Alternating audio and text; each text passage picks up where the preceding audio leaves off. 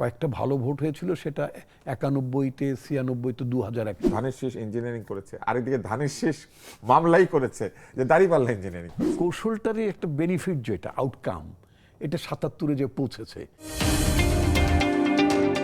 তো একদিকে দাঁড়িপাল্লা অভিযোগ করছে যে ধানের শীষ ইঞ্জিনিয়ারিং করেছে, আরেকদিকে ধানের শীষ মামলাই করেছে যে দাঁড়িপাল্লা ইঞ্জিনিয়ারিং করেছে। এদেশের মানুষ ভোটটা মানে নিরপেক্ষ হয়েছে, শান্তিপূর্ণ হয়েছে, এ ব্যাপারে মানুষের কোনো সংশয় নেই, মানুষের প্রশ্ন নেই, নাগরিকদের মধ্যে কোনো প্রশ্ন নেই।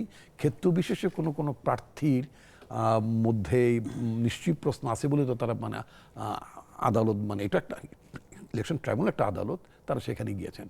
আমার ব্যক্তিগত ধারণা ছিল নির্বাচন আগ দিয়ে, অনেক মিডিয়া আমাকে জিজ্ঞেস করছেন দেশের এবং দেশের বাইরের, যে বিএনপি ফলাফলের সম্ভাবনা মানে কতটা আসন বিএনপি সিকিউর করতে পারে।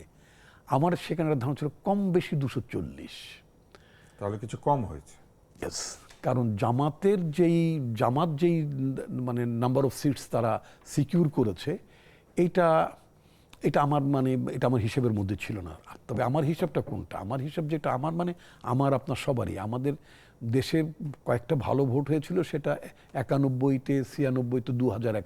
মোটা দাগে যে নির্বাচনগুলো নিয়ে কম বেশি সমালোচনা সবটাই থাকে, বাট মোটা দাগে ইন্টারন্যাশনালি বা ন্যাশনালি অ্যাকসেপ্টেড ছিল।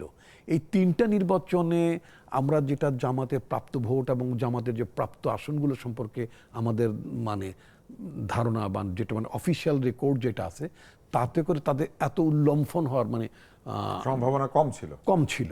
তো সেক্ষেত্রে আমার কাছে যেটা মনে হতো, তারা যেটা ভোটের আগে তারা যে হাইপটা তুলেছেন, আপনি যে কৌশলের কথাটা বললেন না, এটা তো গ্রহণযোগ্য, কেননা নির্বাচন তো প্রচারণার উপর নির্ভরশীল। হ্যাঁ, অবশ্যই গ্রহণযোগ্য। তারা তো যে কোনো কৌশল গ্রহণ করতে পারেন, এবং স্ট্র্যাটেজিস্ট বিভিন্ন পলিটিক্যাল পার্টি, ইভেন ইন্ডিয়াতে, ভদ্রলোকের নামটা রাইট নামে ভুলে গেলাম, একজনের যে ওদের খুব একজন কৌশল কৌশলবিদ আছেন, বিভিন্ন পার্টি থেকে মাঝে মধ্যে এনগেজ করে। আমি হায়ার শব্দটায় তাকে এনগেজ করে, যে আমি হায়ার শব্দটা ব্যবহার করিনি, আমি এনগেজ। সারা পৃথিবীতে আছে, ইলেকশনের জন্য তারা কোম্পানি হায়ার করে। রাইট, তো আমি এনগেজ করার কথা বলেছি, হায়ার না বলে। আমি বললাম হায়ার। ঠিক আছে।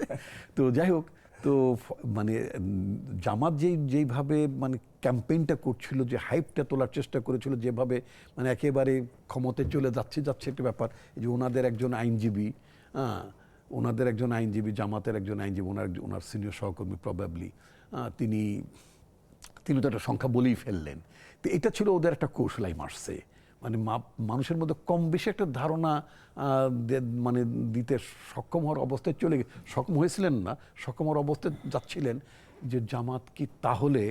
আপনার কি মনে হয় এই জন্যই এত বেশি সংশয় তৈরি হয়েছে, যে একটা পক্ষ ভেবেছে যে তারা একদমই জিতবে, যেহেতু জিততে পারে না? না, তারা আমি এটা মনেই করি না তারা আদৌ ভাবেনি তারা জিতবে। এটা ছিল তাদের কৌশল। আচ্ছা, এটা ওই কৌশলের বেনিফিটটাই তারা এখন কতটা আসনের কথা বললেন, 77টি তাদের অ্যালায়েন্স। আচ্ছা, ওই কৌশলটারই একটা বেনিফিট, যেটা আউটকাম, এটা 77-এ যে পৌঁছেছে। কিন্তু 77 তো না, 77 রাইট। তো এটা কৌশলের একটা ইম্প্যাক্ট, কৌশলের একটা বেনিফিট আমি বলবো।